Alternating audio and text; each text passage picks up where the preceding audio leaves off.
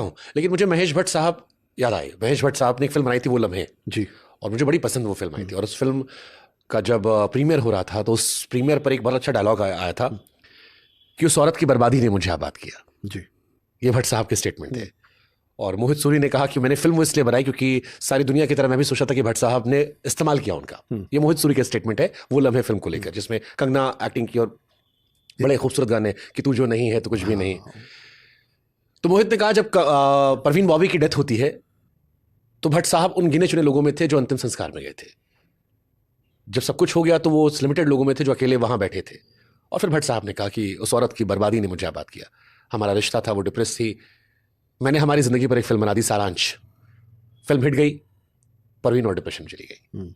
मैं बड़ा स्टार बन गया। मिलने के पहले वो सुपरस्टार थी। मुझे जो आप बात कह रहे हैं मैं उससे पूरी तरह इत्तेफाक रखता हूं। इस दौर से हम सब गुजरे और कह देने से दिल हल्का होता है। मेरा सवाल सिर्फ इसलिए था कि कभी आपने सोचा कि ये जब बातें जाती होंगी, क्योंकि आप एक शायर भी हैं, ऑथर भी हैं, आप सोचते भी हैं, गहन चिंतक भी हैं, उस कहानी को दूसरे वर्जन में लिखना तो कैसे लिखेंगे आप? दूसरे वर्जन में, क्योंकि ये कभी आया नहीं। मैं चाहता हूं आज आप एक ऑथर के तौर पर कल्पना कीजिए कि ये कहानी आपने कही, किसी ने कहा नहीं होगा। इंटरनेट की दुनिया बहुत छोटी है, आप कितना भी बचेंगे सामने तो इंसान आ ही जाता है।